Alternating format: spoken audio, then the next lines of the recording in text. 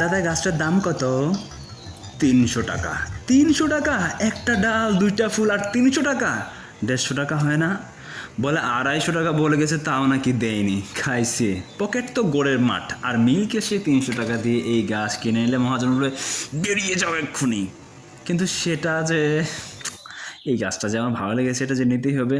তো সেই মহাবিদ্যা কাজে লাগিয়ে চাটার ডালটা ভেঙে নিয়ে চলে আসলাম। কে জানতো তাতেই নিজেকে এত বড় মহান বিদ্বান মনে হবে, যেহেতু ধরা পড়িনি, তাই না? তবে হ্যাঁ, অমানবিক কাজও কিন্তু করিনি। চাইলে পুরো গাছটাই তুলে নিয়ে আসতে পারতাম, তাহা কিন্তু করিনি। গোড়াটাকে রেখেই দিয়ে এসেছি। গেরস্থও বাঁচুক, চোরও বাঁচুক। তারপর কি আর কইব, কত স্যাক্রিফাইস! একটা ডাল থেকে 3টা গাছ বানানো কি আর চারটিখানি কথা? আজ যখন গাছ ভরা ফুল দেখি,